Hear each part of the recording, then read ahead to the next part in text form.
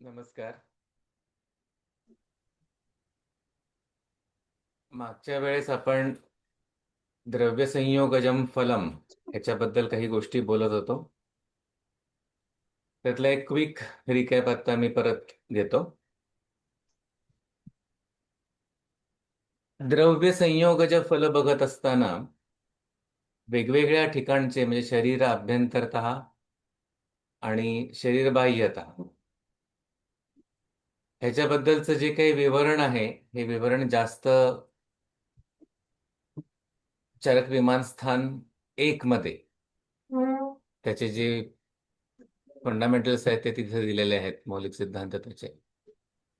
रससंयोग स्तरावरती शरीर बाह्यतः संयोग समजून घ्यायचा आणि दोष संयोगतः शरीर अभ्यंतरतः समजून घ्यायचा. त्याचं एक महत्व असं आहे की त्याच्या आधारेच आपल्याला त्रिस्कंद आयुर्वेदाचं ज्ञान पूर्णतः निसंशय त्यांनीच होऊ शकतं. संयोग ज्ञानाचा नियम कसा, तो हा पहिला नियम की 1+1=2. अनेक रसेषु द्रव्येषु एकैकश्चेन परिसमीक्ष्य द्रव्यस्य प्रभावतत्त्वं व्यपस्येत. हा शरीर बाह्यता झालेला. अनेक दोषात्मकेषु च विकारेषु दोषप्रभावम् एकैकश्चेन परिसमीक्ष्य विकारस्य प्रभावतत्त्वं व्यपस्येत असा दुसरा. पण न तु खलु एवं सर्वत्र असं प्रत्येक वेळेस होत नाही. त्याला अपवाद आहेत, त्याची कारणं आहेत.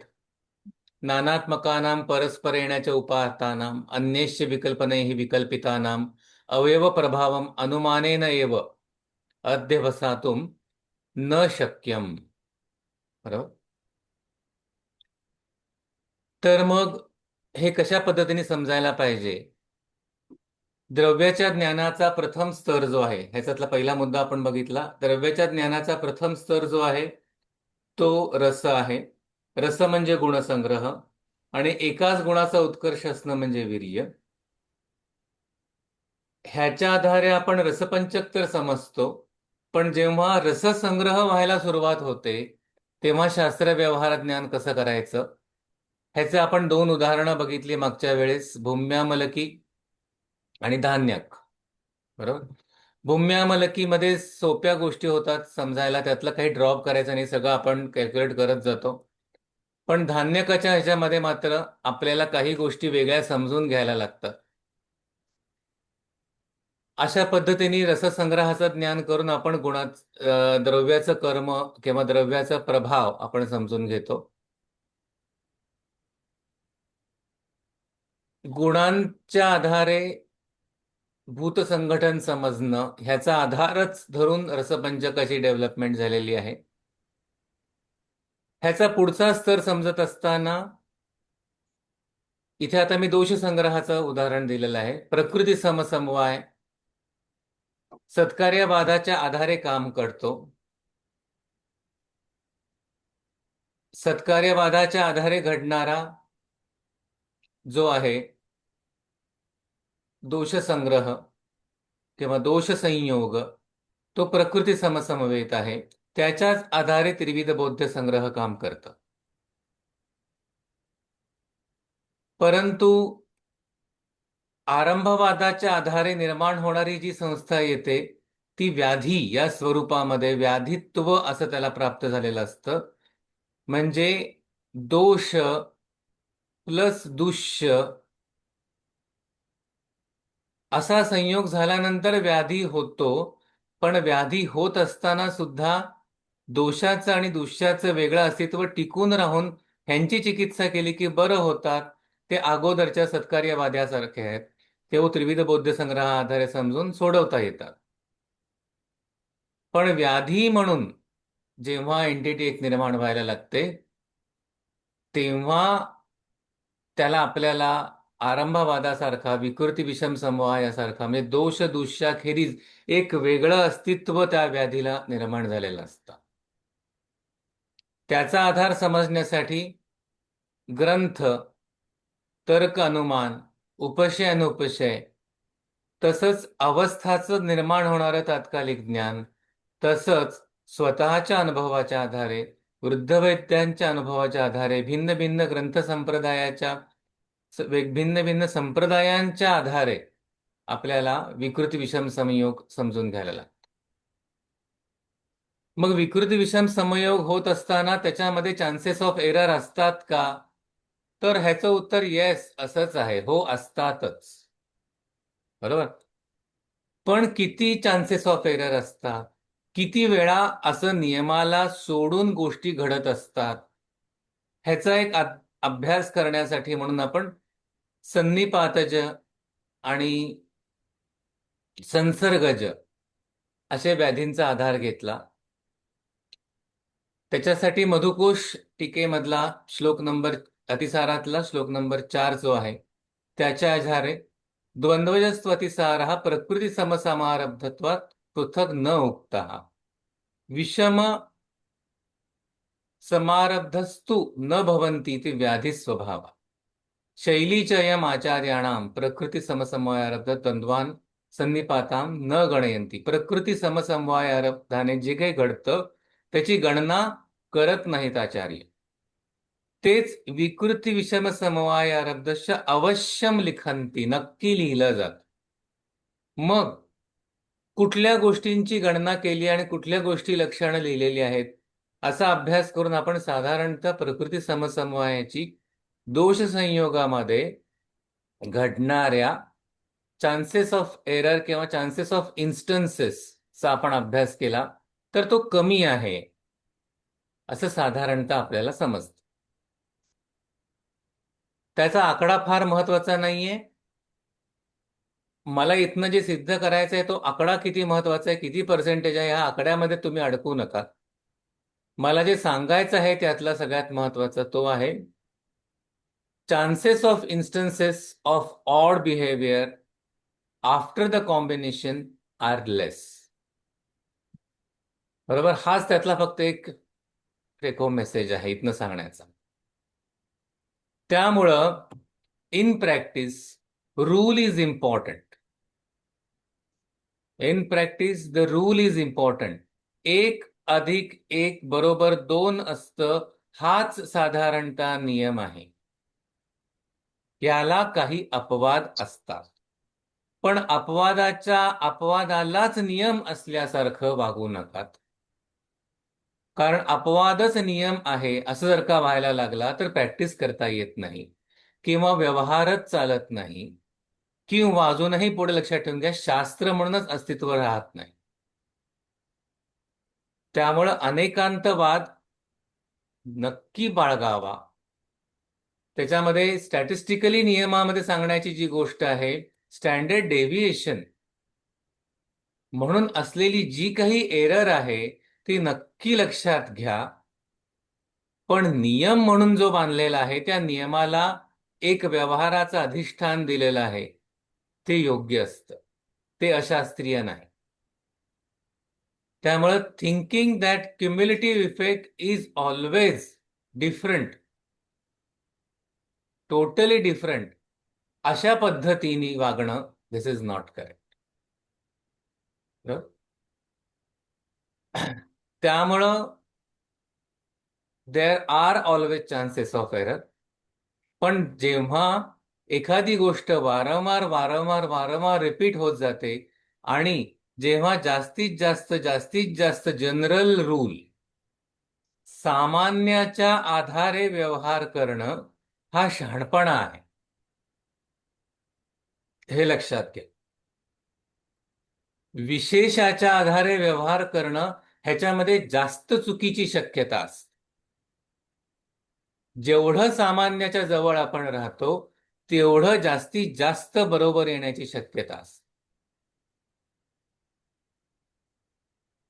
त्यामुळं मोर प्रिसाइज स्टडी ऑफ दोष, कारण दोष ही जी संकल्पना आहे ही जास्तीत जास्त सामान्य आहे. धातू ही संकल्पना जी आहे ती जास्तीत जास्त सामान्य आहे. पण व्याधी ही जी संकल्पना आहे ही अतिशय विशेष आहे. त्यामुळे व्याधी प्रत्यनिकता हा विशेष भाग येतो.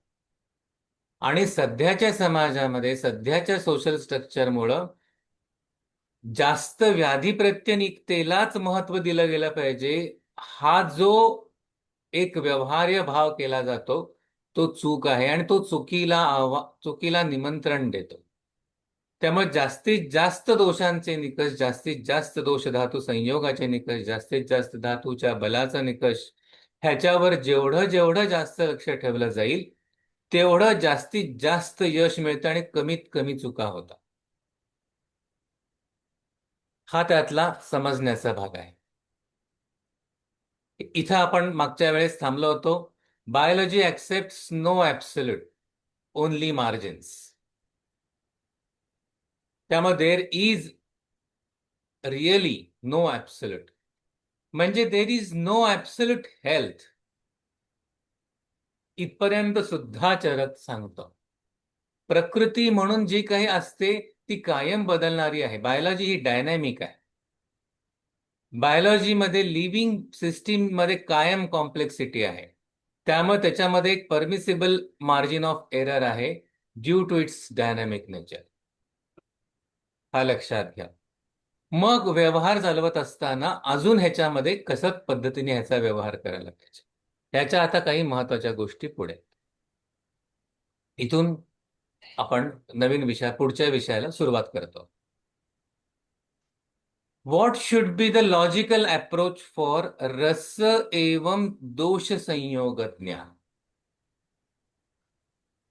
रसाच्या संयोगाचा ज्ञानाने द्रव्याचं ज्ञान कसं करून घ्यायचं किंवा दोषांच्या संयोगाने व्याधीचं ज्ञान कसं करून घ्यायचं, ह्याच्यामध्ये आपला अप्रोच कसा असायला पाहिजे. आपण बघितलं व्यवहारात नियम काय, त्याचे अपवाद काय, अपवादांची शक्यता किती, हे आतापर्यंत आपण बघितलं. पण अजून प्रत्यक्ष रुग्ण समोर असताना त्याचा व्यवहार कसा करायचा. एखादं स्टॅटिस्टिक्स सांगतं की बाबा एक्स व्याधी जो आहे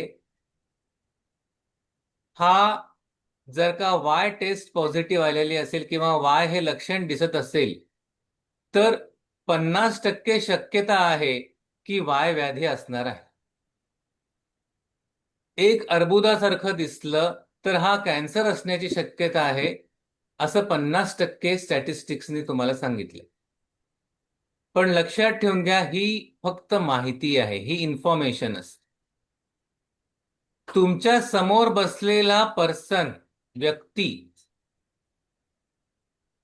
त्या व्यक्तीमध्ये ह्याची शक्यता किती आहे हे समजणं हा व्यवहार आहे. त्यामुळं शास्त्राचं ज्ञान असणं आणि शास्त्राच्या व्यवहारामध्ये नैपुण्य मिळवणं, ह्याच्यामधला जो थोडा फरक येतो तो इथे आहे. शास्त्र शिकवणं, शास्त्राबद्दल संशोधन करणं, हे सगळं काही जे आहे हे माहिती, इन्फॉर्मेशन या पार्टमध्ये जातं.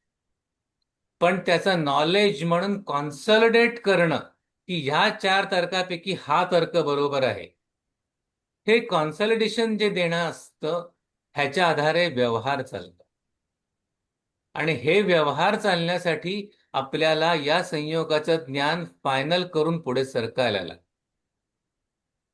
त्यासाठी काय मार्ग करायला पाहिजे. नैदानिक तर्काचा आधार काय, म्हणजे 4 तर्क आहेत त्यातला बरोबर तर्क कसं. लक्षण हा कायम, हा मुद्दा म्हणून मी इकडे लक्षण म्हणजे हा दोषांच्या संदर्भातला दिलेला भाग आहे आणि हा द्रव्य संयोगाच्या बाह्यतः असलेला भाग आहे. अशा दोन्ही सेक्शन्स मी तुम्हाला एक्सप्लेन करत जाईन. लक्षण हा निदानाचा कायम पहिला निकष असतो, तुमच्या नॉलेजची पहिली स्टेप असते.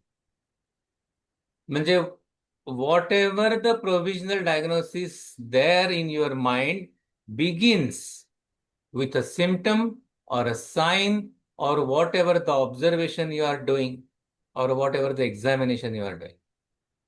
तसंच द्रव्याच्या बाबतीमध्ये रस हा द्रव्याच्या पांचभौतिक संघटन समजण्यासाठीचा किंवा त्याचं फायनल कर्म समजण्याचा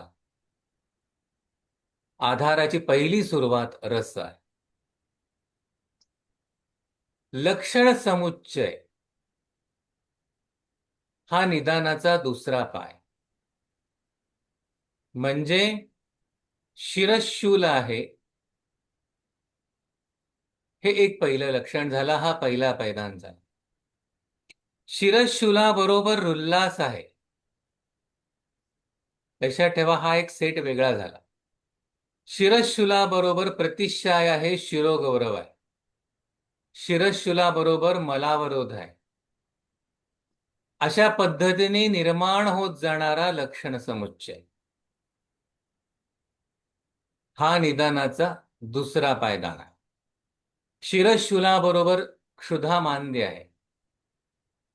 शिरशूल बरोबर कालाचा ज्ञान. शिरशूल हा कायम ऋतुसंधीच्या वेळेस असतो. शिरशूल कालपासूनच आहे. शिरशूल फक्त आत्ताच उत्पन्न झालेला आहे.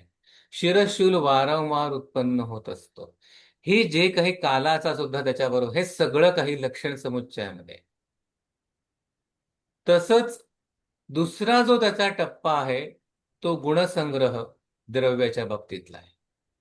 हाच मागच्या वेळेस मी एक्सप्लेन केला की व्यवहारतः हा गुणसंग्रह च्या ऐवजी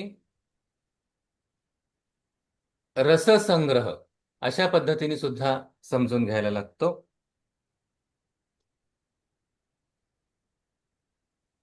कारण असा निघंटुमुळं भिन्न भिन्न रसांची त्याच्यामध्ये एक जंत्री दिलेली असते. त्यामुळं रससंग्रहाच्या आधारे आपल्याला गुणाच्या काही गोष्टी कळतात. तसंच रसाबरोबर त्यांनी रस दिलेला असतो, पण त्याच्याबरोबर गुणांचाही उल्लेख केलेला असतो की गुरु, उष्ण, तीक्ष्ण असा स्पष्ट काही गुणांचा उल्लेख केलेला असतो. त्यामुळे द्रव्याला समजण्याचा दुसरा स्तर जो आहे तो रससंग्रह किंवा प्रत्यक्ष व्यक्त केलेले गुणांचा संग्रह. हे दोन जे आहेत इथपर्यंत लक्षात घ्या. इथपर्यंत ह्या सगळ्या सैद्धांतिक गोष्टी आहेत. जे तुम्हाला मी इथे मागे म्हणालो होतो की ही माहिती आहे, this is information, this is yet not consolidated into knowledge.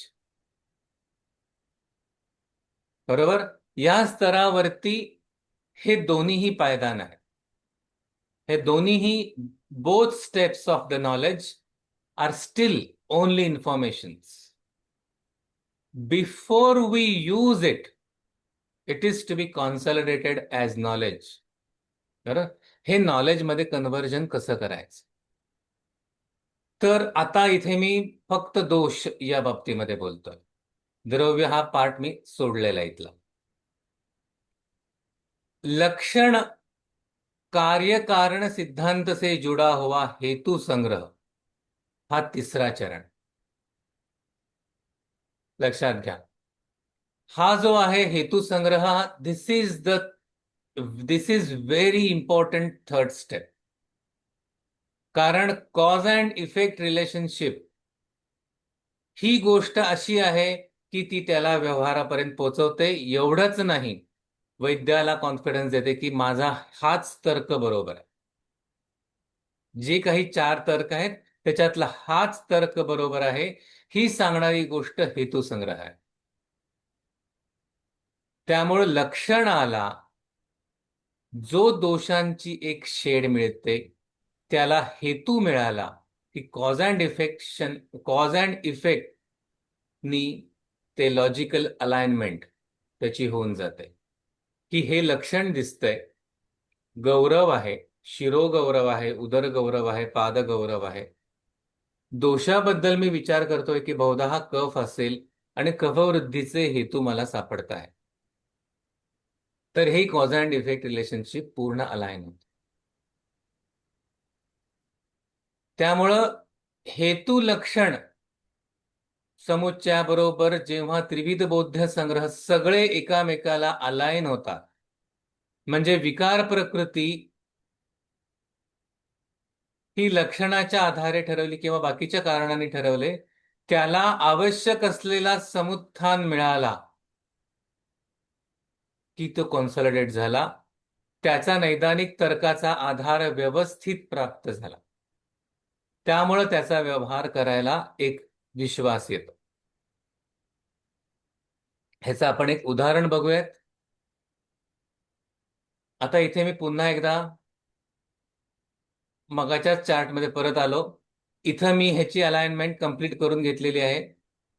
हा तिन्ही स्टेप झाला. पहिली स्टेप आहे लक्षण, दुसरी स्टेप आहे लक्षण समुच्चय, आणि तिसरा टप्पा जो ह्याचा आहे हा आहे हेतू. बरोबर.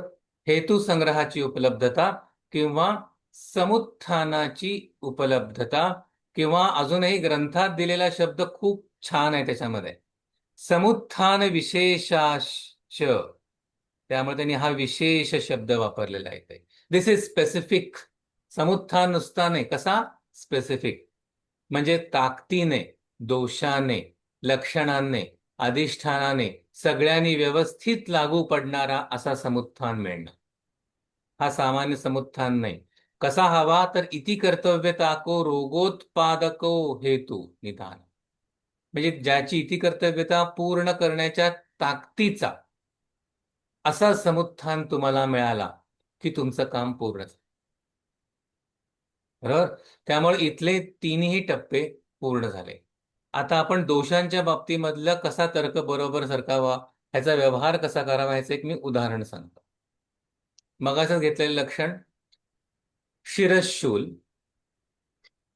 हे लक्षण घेतलं. शिरशूलाबरोबर अम्लछर्दन, प्रकाश असहिष्णुता असा लक्षण समुच्चय मिळाला. बरोबर. हा दुसरा टप्पा आला. किंवा शिरशूल, प्रकाश असहिष्णुता ह्याच्याबरोबर आम्लसेवन, रात्री जागरण, अतीतकाल भोजन, लवण रस किंवा मद्य असा हेतू मिळाला. तर लक्षात घ्या, ह्या सगळ्याची अलाइनमेंट करून जो काही तर्क आहे तो तर्क मला व्यवस्थित लागू पडतो. हे अजूनही तुम्हाला एका वेगळ्या उदाहरणाने मी तुम्हाला सांगतो. Understanding a symptom is like understanding a point.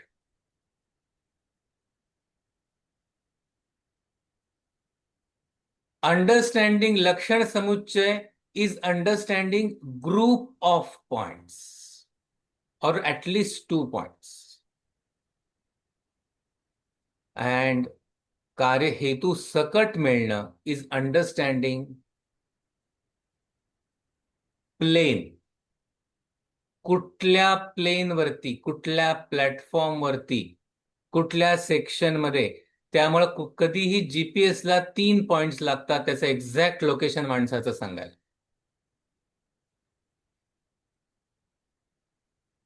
त्यामुळं दोष लक्षणांना बरोबर मॅच होणार आहे अशा पद्धतीने असलेलं लक्षण समुच्चय आणि त्याला आवश्यक असलेला हेतू आपल्याला शोधायचा असतो दोष. त्यामुळे लक्षणांचा समुच्चय, त्याला मॅचिंग असलेला हेतू, या दोन गोष्टी मिळाल्या की हे सर्कल कंप्लीट होऊन जातं.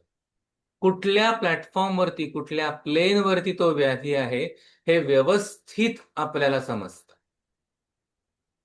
आणि मग तो हँडल करण्याची जी क्षमता असते त्याचा पुढचा कस सुरू होतो, त्याच्याबद्दलचा एक आत्मविश्वास होतो. ते साध्य आहे, असाध्य आहे, ह्याच्याबद्दल ज्या काही गोष्टी आहेत त्याचं निर्धारण करणं सोपं व्हायला लागलं.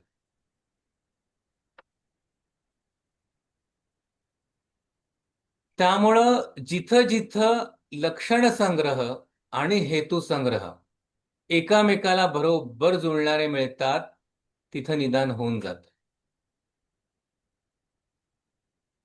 पण लक्षात घ्या की हे प्राथमिक निदान होत असताना प्रत्येक वेळेस आपल्याला एवढं सुख नाहीये व्यवहारता की पाहिजे तसंच सगळा हेतू संग्रह मिळेल. त्यामुळे जर का पाहिजे तसा हेतू संग्रह मिळाला नाही, समुत्थान विशेष जसा असायला हवा तसा जर का दिसला नाही, तर जे प्रोबॅबल हेतू समुत्थान दिसत आहे ते लिहा आणि क्वेश्चन मार्क करून ठेवा. म्हणजे तुम्हाला समजायला हवं की तुम्हाला समजायला पाहिजे पुढच्या फॉलोअपला, तिसऱ्यात पुढच्या फॉलोअपला, की तुम्हाला समुत्थान शोधायचंय. कधी कधी समुत्थान विशेष पहिल्या फॉलोअपला मिळत नाही, दुसऱ्या तिसऱ्या फॉलोअप्सला मिळतो. तोपर्यंत ज्या पद्धतीने मागे तुम्हाला मी म्हणालो की हे ज्या गोष्टी आहेत,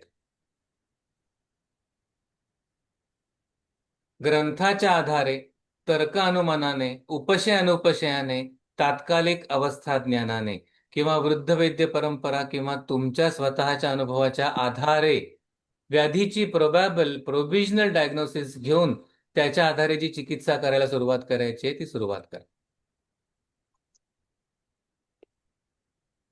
अशा पद्धतीने दोष संयोगाचा करण्याचा पहिला तर्क. आणि पुढचा व्यवहार जो आहे त्याचे मुद्दे कुठले आहेत, तर उपशय अनुपशय आहे. तुम्हाला निर्माण होणाऱ्या तिस्कंद कोशातनं मिळणारे वेगवेगळे ऑप्शन्स आहेत. अशा वेगवेगळ्या पद्धतीने, म्हणजे एक तुम्हाला ह्याच्यातलं कॉम्प्लिकेशन सांगतो मी अजून, कशा पद्धतीने हे हेतू संग्रह ही गोष्ट कशी क्रुशल असते. मी जेव्हा जेव्हा हेतुसंग्रह शब्द इथे उच्चारतो आहे तेव्हा तेव्हा मॅक्झिमम जे कोणी ऐकणारे आहेत त्या सगळ्यांच्या डोक्यामध्ये काय येत आहे, तर आहारतः काय काय घडतंय, किंवा विहारतः काय काय घडतंय, किंवा मानस हेतू काय आहेत, या बाबतीमध्येच तुम्ही फिरता. ह्याच्या खेरीजही काही आणि कित्येक गोष्टी आहेत की ज्या हेतुसंग्रहामध्ये आहेत. उदाहरणार्थ, आत्ता होणारा कुष्ठ हे मागे घडलेल्या ज्वराचं स्वरूप असतं. आत्ता असलेला कास हा मागच्या ज्वराचं लक्षण असतं. आत्ता असलेला कास हा पुढे घडणाऱ्या रक्तपित्ताचा हेतू असतो. त्यामुळे हेतू संग्रह हा स्कोप जो आहे हा ह्यूज आहे. त्यामुळे हेतू संग्रहाची उपलब्धी जी आहे ती समुत्थान विशेषत्व जे मिळणं, ही गोष्ट दोष आणि लक्षण ह्याला निश्चित जोडणारी राहते. त्यामुळे जेव्हा हा तिसरी स्टेप तुम्हाला कॉन्फिडेंटली मिळते तेव्हा खात्रीशीर तुम्ही पुढे सरकू शकता की आत्ताचा निर्माण झालेला हा जो काही so called auto immune disease आहे ह्याचं कारण ज्वर आहे.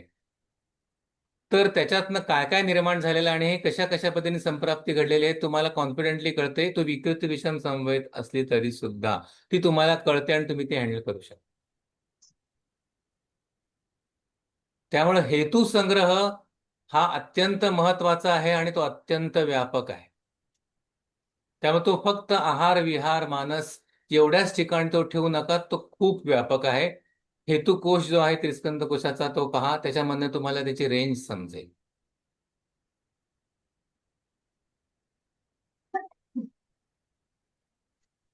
औषधी संयोगाच्या तर्काचा आधार काय. आता मी हा इथला जो पॉइंट सांगितला की हा पहिला स्तर सांगितला रसाचा, दुसरा स्तर सांगितला गुणसंग्रहाचा, ह्याचा मी तिसरा स्तर अजूनही सांगितलेला नाहीये. तर हा तिसरा स्तर आता इथे मी बोलतोय. नको का लावू, म्हणजे ऐकायला मिळावं म्हणून मोठ्याने लावलं. दिवातला बंद कर.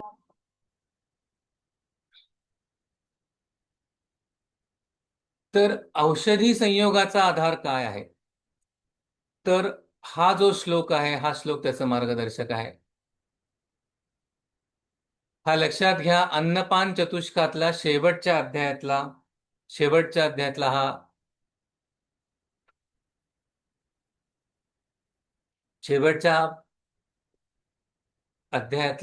हा श्लोक आहे. शिखर अध्याय अन्नपान चतुष्काचा.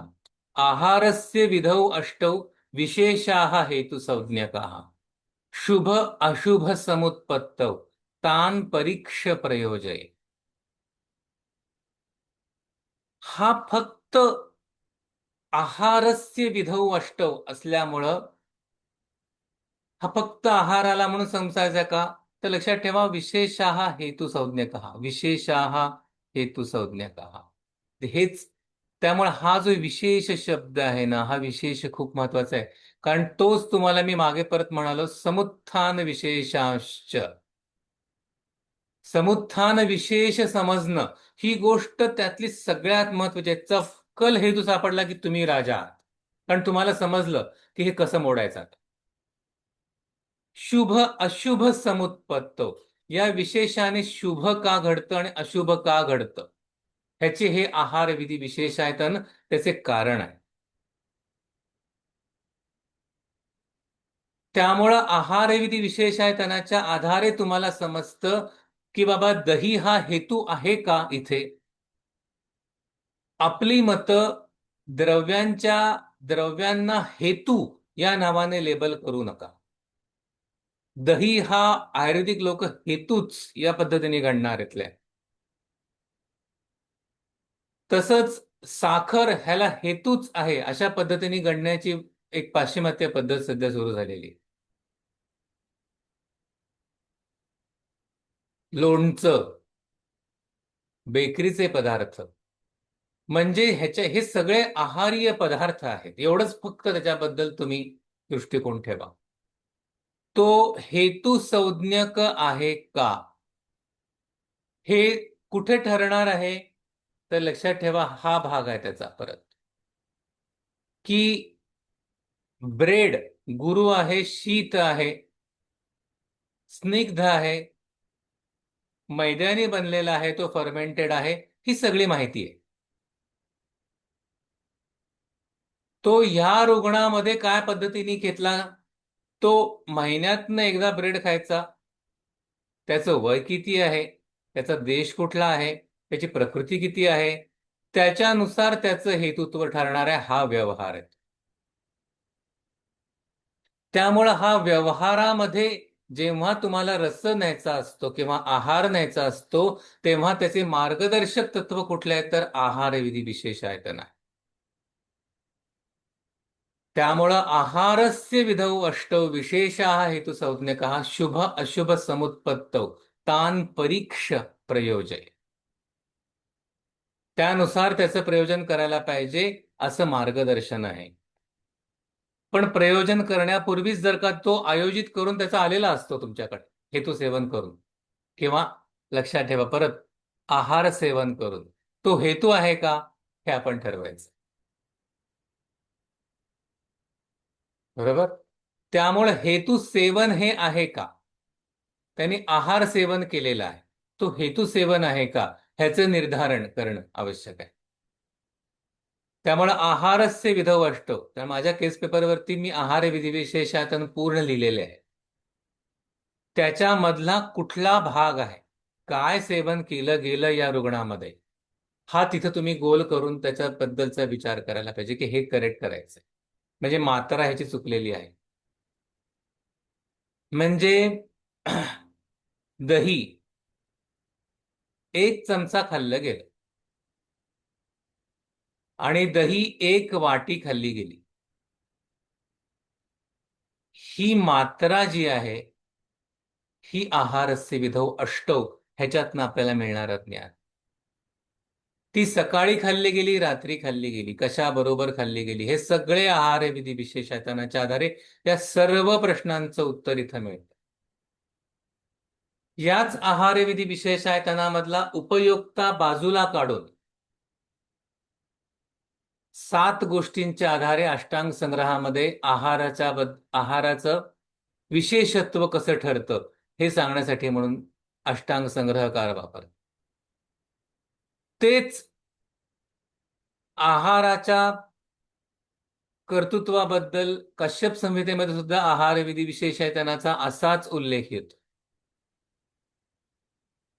आहार विधी विशेषायतन हा एक द्रव्याला व्यक्तीशी जोडणारा एक अत्यंत प्रमुख भाग आहे.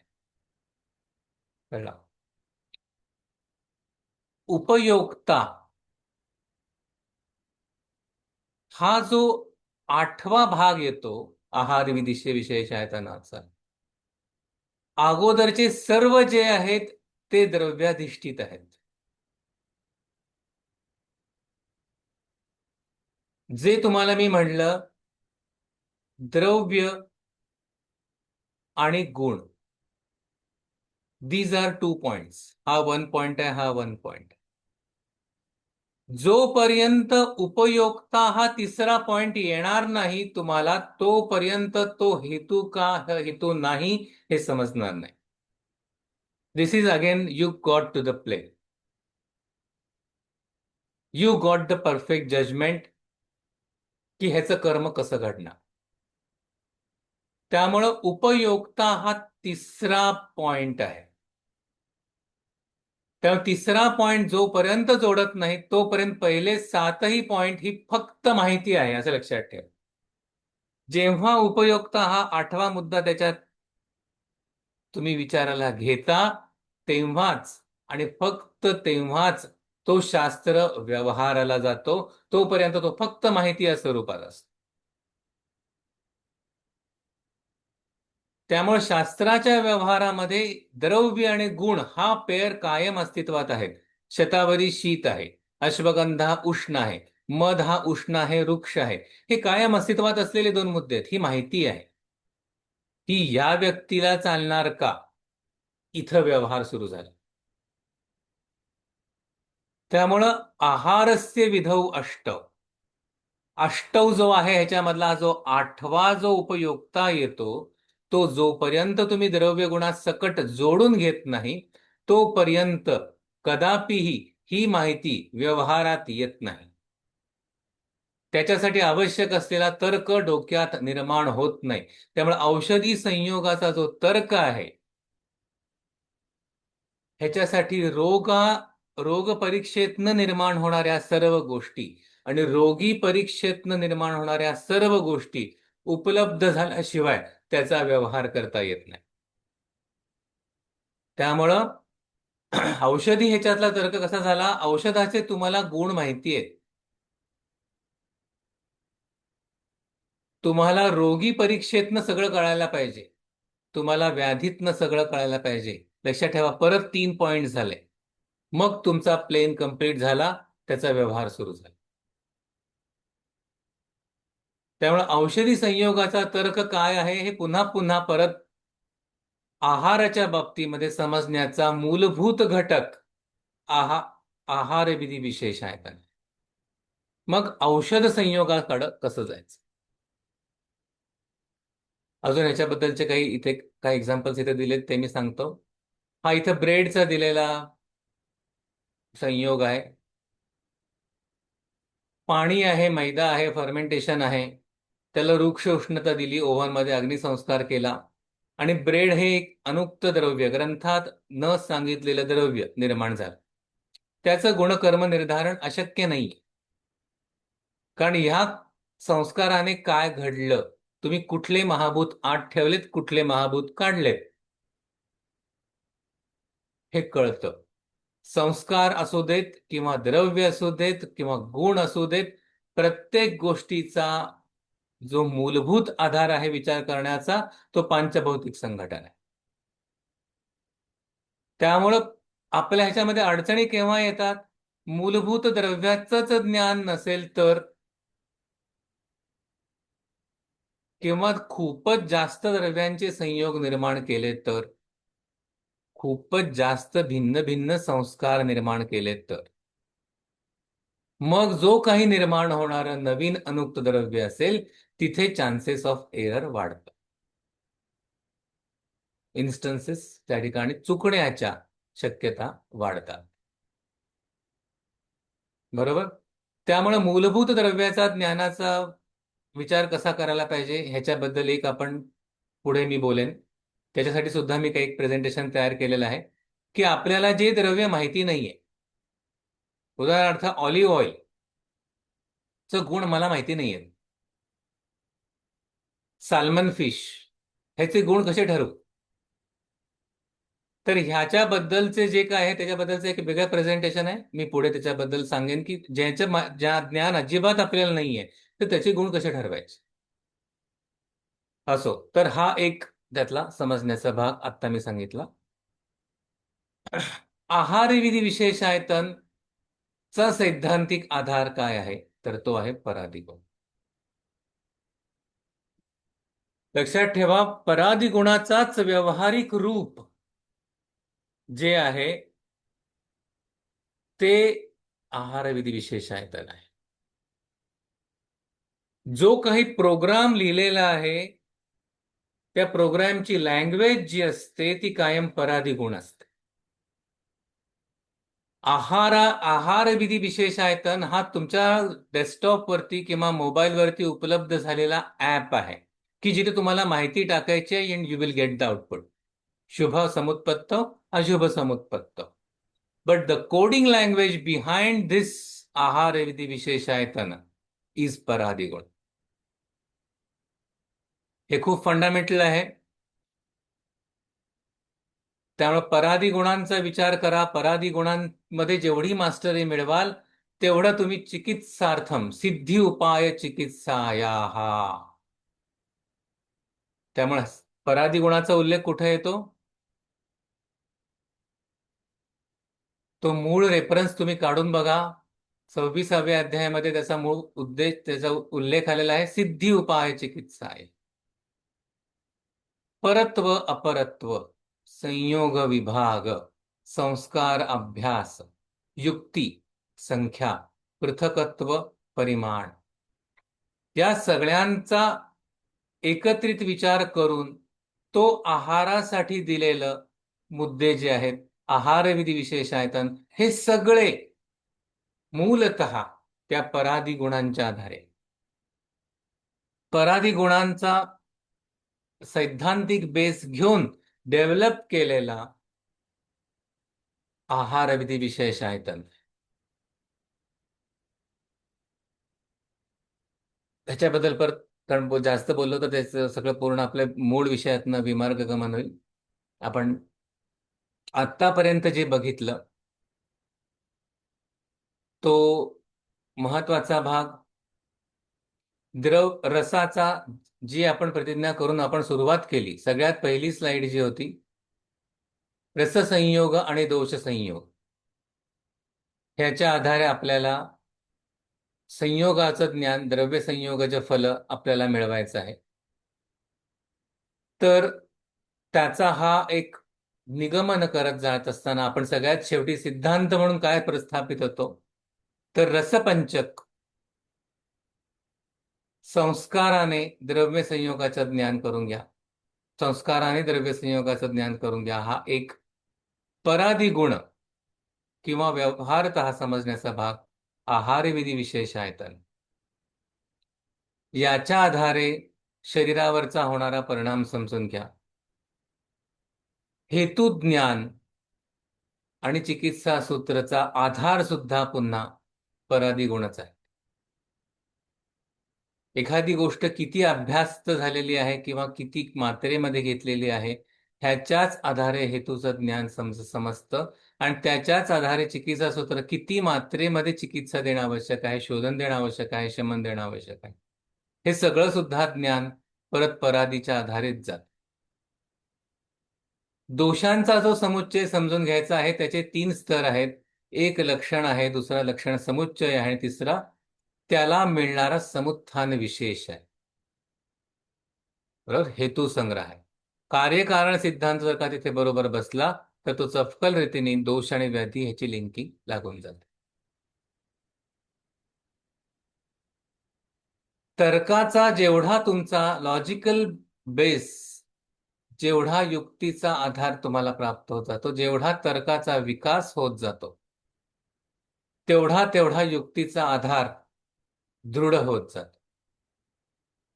आणि तर्काचा आधार दृढ होण्याचं सगळ्यात आणि तर्काचा विकास उत्तम होण्याचं जेव्हा जेव्हा तुम्हाला कार्यकारण सिद्धांतावरती दृढ विश्वास असतो की जर का अशा पद्धतीने नेत्र आरक्तता घडत असेल तर त्याला आवश्यक असलेला हेतू मला सापडायला हवा.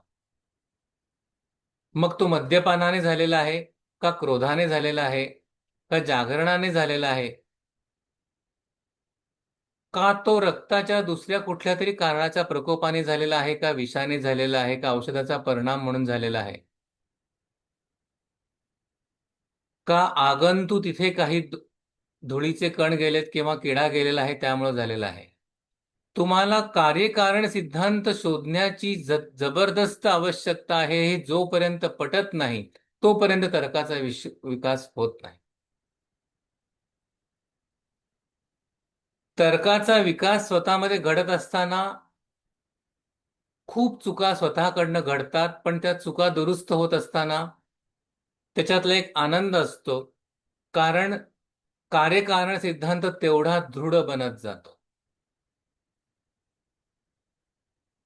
जेवढा सोपं वाटत असतं आपल्याला सत्कार्यवाद, आरंभवाद या सगळ्या गोष्टी बघत असताना किंवा एखाद्या कार्यासाठी एखादं कारण शोधत असताना एखाद्या कार्याला एकच कारण आहे अशीच एक बेसिकली संकल्पना डोक्यात असते, तीच चुकीची आहे. त्यामुळे अनेकांतवादासारखा जो कमालीचा अशास्त्रीय वाटणारा जो जैन सिद्धांत आहे, कार्यकारण सिद्धांत, तो व्यवहारता कमालीचा शास्त्रीय आहे असं वाटायला लागलं. त्यामुळं सामान्याच्या आधारावरती जेवढे जेवढे तुम्ही जाल तेवढा तेवढा तुमचा तर्काचा विकास चांगला होत जाईल. जेवढं जास्त जास्त विशेषाकडे जाल तेवढं तेवढं चुकण्याची शक्यता राहते. पहिल्यांदा सामान्याच्या जवळ जा. सामान्यामध्ये तुम्हाला त्या आवश्यक असलेल्या हेतू आणि लक्षणांसाठी विशेष मिळतो. जेवढा विशेष हेतू शोधायला जाल तेवढं तेवढं तुम्ही चुकण्याची शक्यता जास्त आहे. नवीन व्याधीचं व्याधित्व, नवीन द्रव्यांच्या मधले निर्माण होणारे रसपंचक, तसंच नवीन संस्काराने निर्माण होणारे बदल, हे सगळे आपल्या अध्ययनाचे विषय आहे. हे आपल्यासमोर निश्चित एक मोठं आव्हान आहे. आणि जेवढ्या जेवढ्या आत्तापर्यंत आपल्याला जो दिलेला शास्त्राचा जो सैद्धांतिक आधार आहे हा इतका कमालीचा दृढ सिद्धांत आहे, कारण तो कार्यकारण सिद्धांत आहे. जो इतका दृढ सिद्धांतावरती मागचे 2500-3000 वर्ष हा शास्त्र टिकून आहे. पुढचंही 2500-3000 वर्ष जे काही बदल येतील ते सगळ्यांचा विचार करून शास्त्र विकसित होत जाईल. त्यामुळे जे काही नवीन आपल्या समोर आव्हान येत आहेत ते सर्व आपल्या शास्त्राच्या विकासाचा आधार बनवणं आपल्याला शक्य आहे. नक्की मर्यादा ही आपली मर्यादा आत्ता असते, पूर्वीही वेगळ्या मर्यादा होत्या. त्या आत्ता आपल्या शास्त्राचा एक भाग बनलेला आहे. आपल्याला ते कसं इंटरप्रिट करायचं माहिती झालेलं आहे. त्यामुळे आता आपल्याला जे इंटरप्रिट करायचं कसं करायचं हे माहिती नाहीये, ते आपण आता इंटरप्रिट करायला शिकू आणि आपण त्याच्या शास्त्राचा विकास करू. त्यामुळे जेवढे जेवढे नवीन नवीन चॅलेंजेस आपल्याला येणार आहेत ते सगळे काही आपल्याला शास्त्राच्या विकासाचा आधार बनतील, मर्यादा नाही. आत्ताच्या मर्यादा ह्या आधार बनणार आहेत, पुढे नवीन मर्यादा परत निर्माण येणार आहेत, त्यांना पण आपण सोडवत जाऊ. कारण जोपर्यंत आपल्याला जो एक दृढ सिद्धांत कार्यकारण भावाच्या वरती विश्वास आहे, कॉज अँड इफेक्ट रिलेशनशिप वरती दृढ विश्वास ठेवत गेला प्रत्येक गोष्ट शोधता येईल. शोधायला वेळ लागेल, शोधत जाऊयात. त्यामुळं इति निगमनम संयोगजा ज्ञान न्यूनतम त्रुटीने आपल्याला सोडवता येतं. द्रव्य संयोगजा ज्ञानाचा आधार रस आहे, रस संग्रह आहे, आहार विधी विशेषायतन आहे आणि परादिगुण आहे. त्रिविध बौद्ध संग्रह ही निदान पद्धतीची आहे, ती प्रकृती समसमवायाच्या आधारे काम. आणि दोष संयोगज विकृती ज्ञान लक्षण आणि लक्षण संग्रह हे हेतू संग्रहाच्या आधारे एकत्रित युक्तीने वापरायला. त्यामुळं दोषांच्या संयोगाने निर्माण होणारं व्याधी स्वरूप जे काही लक्षण आहे त्याचं आपल्याला ज्ञान मिळवायचं असेल तर आपल्याला हेतू संग्रहाचं ज्ञानाचा आग्रह धरायला पाहिजे, तर आपल्याला तो मिळत जातो. वेगवेगळ्या व्यक्ती वेगवेगळ्या पद्धतीने शास्त्र बघायला शिकवतात. आणि त्यातल्या सगळ्या पद्धती त्या बरोबर असतात. प्रत्येक पद्धतीला एक बरोबर बाजू आहे आणि त्याला काही त्याच्या स्वतःच्या मर्यादा येतात. पांचभौतिक पद्धती असू देत, त्रिविध बौद्ध संग्रह ही पद्धत असू देत, वेणी माधव शास्त्रींचा धातूवरून शरीर समजण्याची पद्धत असू देत, किंवा जे काही ग्रंथात दिलेलं आहे तेवढंच मानण्याची काही जणांची पद्धत आहे ती पद्धत असू देत, रसशास्त्राच्या आधारे शरीराकडे बघण्याची पद्धत असू देत, सिद्ध संप्रदायाकडनं बघण्याची शरीराची पद्धत असू देत, योगशास्त्राकडनं बघण्याची शरीराची नाडी, सुषुम्ना, इडा, पिंगला, रजतम ह्याच्या पद्धतीने बघण्याची पद्धत असू देत, मातृज पितृज या षडभावाकडनं शरीराकडनं बघण्याची पद्धत असू देत, या प्रत्येक शरीर बघण्याच्या भिन्न भिन्न पद्धतीने भिन्न भिन्न दोष संयोगाचं, भिन्न भिन्न व्याधीचं ज्ञान होतं. त्यामुळं कुठल्या पद्धतीनेही होईल त्या पद्धतीने उचलून माहितीला व्यवहारापर्यंत पोचतं करणं आणि रुग्णाला व्याधीतनं मुक्त करणं हे व्यवहाराचं काम आहे आणि हे वैद्याचं वैद्यत्व आहे. त्यामुळे संयोगज ज्ञानाला आत्तापर्यंत शास्त्रामध्ये भरपूर मार्ग दाखवलेले आहेत. ते सर्व मार्ग वापरा. फक्त सगळ्यात शेवटचं मी तुम्हाला जाताना ह्याच्यातलं सांगतो की जो नियम आहे तो महत्वाचा. अपवाद नियम नाहीत, म्हणूनच त्याला अपवाद म्हणतात. त्यामुळे अपवादाला नियम आहे अशा पद्धतीने वागवू नका. इथे मी थांबतो. मॅडमना काही सांगायचं असेल त्यातलं तर मॅडम सांगतील. आता आपण जसं आम्ही तर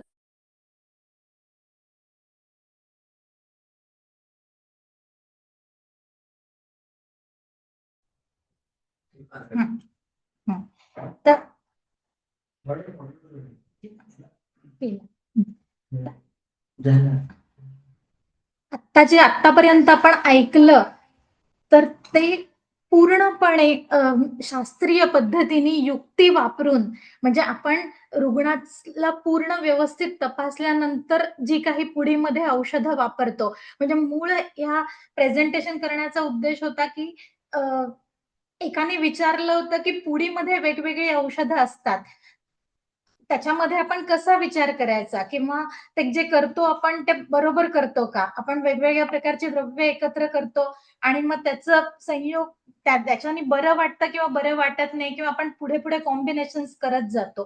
तर याच्या मागे काय आपला थॉट प्रोसेस असायला पाहिजे, त्याचं सगळं एक्सप्लेनेशन ग्रंथांच्या मधल्या सगळ्या नियमांच्या नुसार सरांनी केलं आणि आता सांगितलं. आता विद्यार्थ्यांमध्ये थोडासा असा पण ट्रेट असतो की नवीन विद्यार्थी युक्तीपेक्षा कॉम्बिनेशन्स वरती जास्त भर देताना सापडतात. तर या सगळ्यामध्ये केव्हा चान्सेस ऑफ एरर वाढतात, तर जेव्हा तुम्ही ती युक्ती लावत नाही किंवा कोणीतरी सेट केलेलं कॉम्बिनेशन ब्लाइंडली वापरलं जातं. आता हे जे सगळे मुद्दे सांगितले त्या सगळ्यांचं ज्ञान करून घेऊन तुमच्या सरांनी आता 3 गोष्टी सांगितल्या की तेव्हाच तो प्लेन पूर्ण होतो. जेव्हा तुम्हाला हेतू कळतो, तो उपयोगिता कळतो, कुणामध्ये तो हेतू घडलेला आहे. पहिल्यांदा लक्षण घेऊन पेशंट आलेला असतो, नंतर तुम्ही हेतू शोधता आणि नंतर ते कोणत्या शरीरामध्ये घडलंय आणि मग त्याची जो आपण कार्यकारण भाव म्हणतो हे तुम्हाला लक्षात येतं. हे लक्षात घेऊन जेव्हा तुम्ही कॉम्बिनेशन्स करत असता त्याच्यासाठीच हा सगळा मागचा शास्त्रीय विचार आहे. आता जे केलं जातं म्हणजे आता जे दिसतं व्यवहारामध्ये, विशेषतः मी नवीन विद्यार्थ्यांच्या बाबतीत फक्त सांगतेय, एक तर असं असतं त्याच्यामध्ये की एकाच ट्रेटची द्रव्य वापरली जातात, म्हणजे त्याच पुडीमध्ये भास्कर, लवण, कोष्ठ, वातहर, शंखवटी, हिंगोष्टक चूर्ण, त्याची तुम्ही मात्रा किती वापरता, मी यातलं नेमकं कोणतं द्रव्य तुम्हाला त्या पेशंटमध्ये वापरणं अपेक्षित आहे. कोष्ठगत वात असं तुमचं निदान आहे, त्यातलं कुठलं औषध तुम्ही वापरलंय त्याची मात्रा किती वापरली, कोणत्या द्रव्याची किती मात्रा वापरतोय, ह्या सगळ्यांचा विचार त्याच्यामध्ये आला पाहिजे. उगीच त्याचे प्रॉपर्टीज एन्हान्स करण्यासाठी सारखी द्रव्य एकत्र वापरली आणि मग त्याची ती पुढे दिली, असं होता कामा नये. आणखीन एक असं घडताना दिसतं नवीन विद्यार्थ्यांमध्ये की सेट ऑफ कॉम्बिनेशन्स जे असतात ठरलेले, त्याचे नंतर नुसखे होताना दिसतात. म्हणजे वैद्यांनी आपल्या विचारांनी काहीतरी एक सेट ऑफ कॉम्बिनेशन प्रत्येकाकडे बनलेला असतो, पण त्याच्या मागे त्या वैद्याचा विचार असतो की जेव्हा अशा पद्धतीने, असं प्रत्येक वैद्याच्या बाबतीत घडतं की आरशावरचं हे कॉम्बिनेशन आहे किंवा काय, माझ्याकडे समजा अनियमित कफप्रधान आर्तवदृष्टीसाठी पेशंट आला, तर मी त्याला एक रसपाचक, चंद्रप्रभा, मुस्तादी गण आणि ग्रंथार्थ असं समजा कॉम्बिनेशन वापरलं. याच्या मागे हा माझा जरी एक सेट ऑफ कॉम्बिनेशन झालेला असेल तरी त्याच्या मागे काहीतरी एक विचार ठरलेला असतो. पण हा जेव्हा विचार न करता तसंच्या तसं कॉम्बिनेशन वापरलं जातं पुढे, तेव्हा ते नुसख्यासारखं वापरलं जातं. त्याच्यामध्ये जर युक्ती नसेल तुमची किंवा कोणत्या युक्तीच्या माध्यमातून हे कॉम्बिनेशन सेट झालेलं आहे असं जर कळलेलं नसेल, तर त्याचं मग ते फल बरोबर मिळत नाही किंवा त्याच्यातनं तो ज्याला आपण म्हणूया ना की त्याचा नुसखा होतो, त्याच्यातून तो ते तसं प्रत्येक वेळी त्याचं मिळेलच फळ असं नाही. यातून सुद्धा काही कॉम्बिनेशन असे सेट असतात की उदाहरणार्थ लानावटी, लाक्षाना, केशरवटी ही स्तंभनाच्या बाजूने जाणारी आहे. हे एका वैद्याचं एक काय म्हणू आपण सेट कॉम्बिनेशन आहे. ते स्तंभनासाठी वापरलं जाणं दुसऱ्यांकडून, हे अगदी त्याचा तो दोन्ही औषधं जी आहेत ती एका ट्रेटने जाणारी आहेत आणि त्याचं ते फल मिळणार आहे. त्यामुळे हा आत्ताचा जो सांगितलेला सगळं प्रेझेंटेशन, जो शास्त्रीय विचार आहे, तो करून जर तुम्ही पुढे मधलं कॉम्बिनेशन त्या रुग्णासाठीचं म्हणून जेव्हा योजना करता, त्यावेळी तो सगळा सफल होताना दिसतो. तो सगळा भाग जो आहे तो सफल होताना दिसतो. हे कॉम्बिनेशन्स बद्दल बोलत असताना कॉम्बिनेशन्स बद्दल बोलत असताना एक महत्वाचा भाग अजून, एक काही उदाहरण अजून मी सांगतो त्यातली. उदाहरणार्थ, एक कॉम्बिनेशन मी शिकत असताना पेंटसरांकडे मी बघितलं होतं, त्रिभुवन कीर्ती आणि बिदारी असं ते खूप मोठ्या प्रमाणामध्ये प्रतिशयासाठी, मी तेव्हा मला जे समजलं त्यानुसार वातज प्रतिशयासाठी वापरत होते. त्रिभुवन कीर्तीसारखं उष्ण आणि विदारीसारखं शीत असं औषध एकत्रित आणून त्यांनी वापरलं. ह्याचा काय उपयोग आणि हे कसं काय, हे विरुद्ध नाही का जाणार किंवा अशा पद्धतीची गोष्ट तेव्हा डोक्यात आली. सरांनी मला तेव्हा काहीतरी उत्तर दिलं होतं, पण मला ते आठवत नाही नीट. पण पुढे जाऊन जे कळतंय ते वातज प्रतिशयामध्ये विदारी आदी गण आहे. त्यामुळं मग सरांना विचारल्यानंतर सर म्हणलं की हो बरोबर आहे, त्यासाठी म्हणूनच ह्या गोष्टी एकत्रित केलेल्या आहेत. तसं अजून एक कॉम्बिनेशन मला चांगल्या रीतीने आठवतंय, म्हणजे सीपी शुक्ला सर, म्हणजे तिथं जामनगरचा एक तो प्रघात होता की अश्वगंधा, कणामूळ, देवदार, महावात विध्वंस असं ते कॉम्बिनेशन होतं, जे मांसाकडे जाण्यासाठी अश्वगंधा वापरली जायची आणि त्याच्याबरोबर मग महावात विध्वंस सारखी गोष्ट वापरून मांसगत वेदना कशा कमी होतील तसा विचार केला. दोपेश्वरकर सरांनी एक वापरलेलं एक औषध मला चांगलं, एक कॉम्बिनेशन चांगलं आठवतंय. मांसपाचकामध्ये त्यांनी भालं घातलं होतं. ते त्यांनी पहिल्यांदा एका कुष्ठाला वापरलं होतं आणि ते स्वेद नसलेलं कुष्ठ होतं, पूर्णपणे स्वेदाचा अभाव असलेला, आणि त्या ठिकाणी त्यांनी भास्कर म्हणून वापरलं होतं. तेच नंतर त्यांनी सुवर्ण भूपती, मांसपाचक आणि भास्कर लवण असे एका मांसाच्या शूलासाठी वापर. जेवढं तुम्हाला तुमची रिक्वायरमेंट प्रिसाईज करता येते डोक्यामध्ये, की मला मांसामध्ये स्वेदन उपक्रम करायचंय, मांसामध्ये मला पाचन उपक्रम करायचंय किंवा मांसामधल्या कफाला पातळ करायचंय, तुम्हाला जेवढं जास्त चांगलं व्हिज्युअलायझेशन जमतं तेवढं जास्तीत जास्त चांगल्यातलं चांगलं तुम्हाला द्रव्य संयोग करता येतं आणि ते द्रव्य संयोग तुम्हाला फलदायी राहतं. त्यामुळे संयोगाच्या मागचे हेतू व्यवस्थित चांगल्या रीतीने समजून घ्या. त्याचा चांगला फायदा होतो आणि ते उत्तम रीतीने काम करताना दिसतात. मला वाटतं आपण इथे थांबूयात. ठीक आहे, धन्यवाद. आपण पुढच्या गुरुवारी चरक वाचनचं रक्तपित्त चिकित्साचा जो पुढचा अध्याय त्याच्यामध्ये आपण पुढे कंटिन्यूअस. धन्यवाद.